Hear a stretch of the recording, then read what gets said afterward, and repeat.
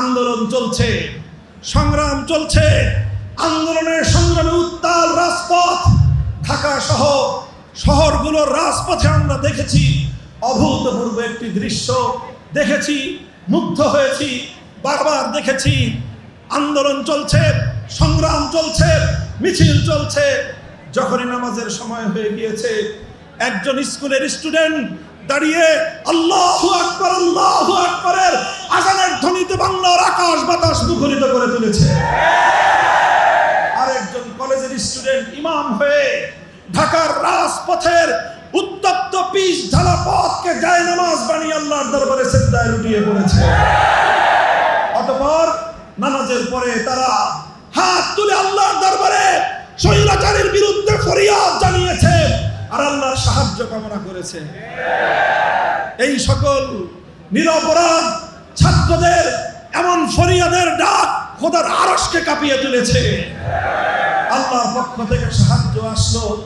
এদেশের মানুষ কোনোদিনও কল্পনা করতে পারে নাই। আওয়ামী লীগ এবং তার আন্তর্জাতিক লেসপেন্সাররা শেখ হাসিনাকে উপাধি দিয়েছিল আয়রন লেডি। 3 মিনিটের মধ্যে আয়রন বাংলাদেশের ছাত্র জনতার আন্দোলনের উত্তাপে গলে পুড়ে শেষ। 1 ইঞ্চি মাটি ব্যবহার করার দুঃসাহস হয় নাই। আকাশে উড়াল দিয়ে নরেন্দ্র মোদীর কোলে গিয়ে ঝাঁপ দিয়ে পড়ছে। আমি বলতে চাই, আগস্ট বিপ্লবের এই যে মূল প্রেরণা, এই যে মূল চেতনা, এটাকে যেন কেউ ছিনতাই করতে না পারে। আগামী দিনে ছাত্র জনতার সেটাই হবে মূল দায়িত্ব।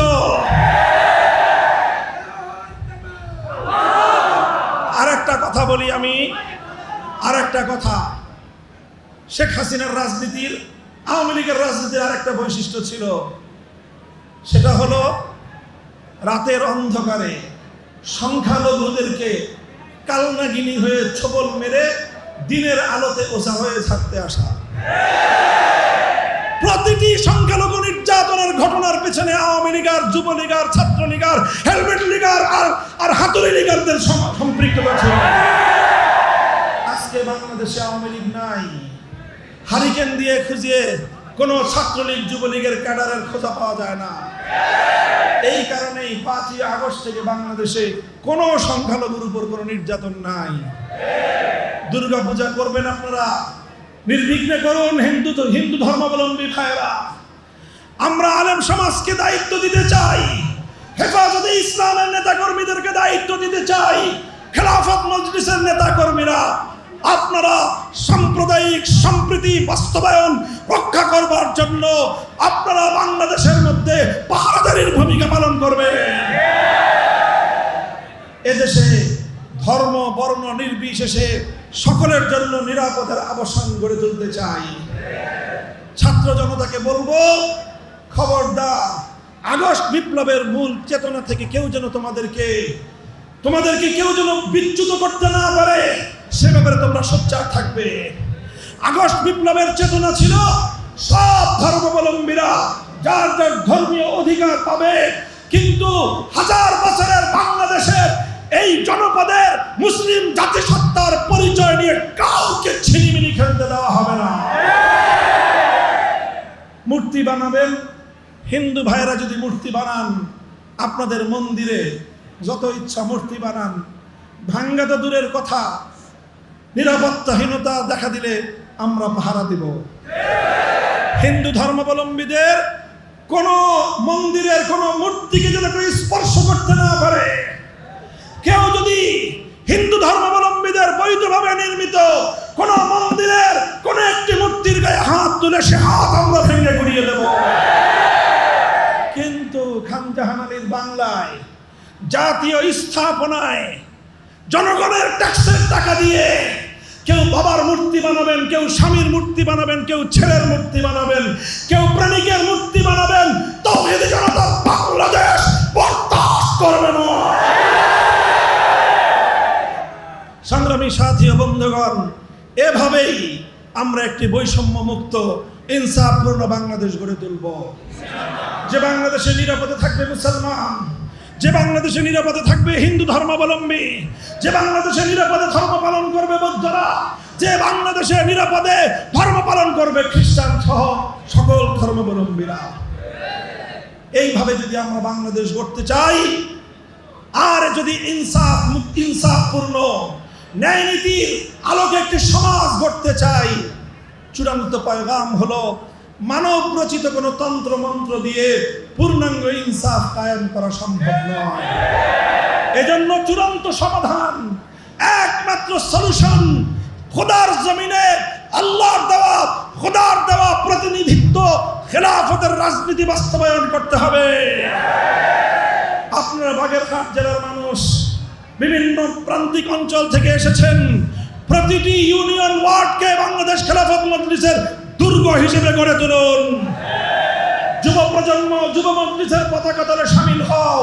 তোমরা এই নতুন বাংলাদেশ গড়বার কারিগর। ছাত্র জনতা, আমাদের ছাত্র মজলিসের পতাকা তলে ঐক্যবদ্ধ হও। ইনশাআল্লাহ আমরা একটি সোনার বাংলাদেশ গড়ে তুলব। ফ্যাসিবাদ বিরোধী আওয়ামী দুঃশাসনের নির্যাতনের শিকার সকল দলগুলোকে আমি লক্ষ্য করে বলবো, বিএনপি, জামায়াতে ইসলামী, ইসলামী আন্দোলন বাংলাদেশ, হেফাজতে ইসলামের সঙ্গে সংশ্লিষ্ট সবগুলো ইসলামী সংগঠন, এলডিপি, এনডিপি, যত রাজনৈতিক দল আছেন, এত দ্রুত নিজেদের মধ্যে মারামারি কাদা ছড়াছড়ি শুরু করেন না। এখনো আমাদের সংগ্রামকে পূর্ণাঙ্গতা দেওয়ার জন্য আরো অনেক পথ চলতে হবে। এই বাংলাদেশকে একটি সম্প্রীতির বাংলাদেশ গড়ে তুলতে চাই, যেখানে থাকবে না কোনো মারামারি, থাকবে না কোনো কাটাকাটি, রাজনৈতিক মতবিরোধ সৌজন্যতাপূর্ণভাবে সকলে যার যার মত ব্যক্ত করবে। আর সকলের সৌজন্যপূর্ণ মতামত ব্যক্ত করার পর দেশ এবং জাতির জন্য কল্যাণকর সিদ্ধান্ত গৃহীত হবে। এভাবে ইনশাআল্লাহ আগামীর বাংলাদেশ আমরা গড়ে তুলব। প্রস্তুত আছেন তো ইনশাআল্লাহ? এভাবে বাংলার টেকনাফ থেকে তেঁতুলিয়ায় নতুন প্রজন্ম, আলেম প্রজন্ম, ছাত্র প্রজন্ম, মেহনতি প্রজন্ম সকলেই আমরা হাতে হাত রেখে একটি আন্দোলন সংগ্রাম হবে। সে আন্দোলন সংগ্রাম হবে আল্লাহর জমিন আল্লাহর দ্বীনকে বিজয়ী করবার। সে আন্দোলনের স্লোগান হবে খোদার আকাশ, খোদার জমিন, করব কায়েম খোদার দ্বীন।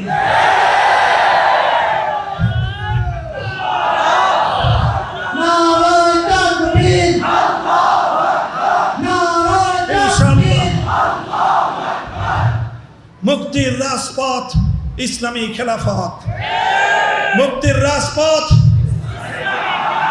এই রাজপথে আপনারা আমাদের ইনশাআল্লাহ সহযাত্রী হবেন তো? আল্লাহ পাক রব্বুল আলামিন আমাদের সকলকে কবুল করুন। আপনাদের সকলের প্রতি আবারও শুকরিয়া জ্ঞাপন করে, সকল শহীদদের রুহের মাগফিরাত কামনা করে আগামীর সংগ্রামের রাজপথের উত্তাল পথে দেখা হবে।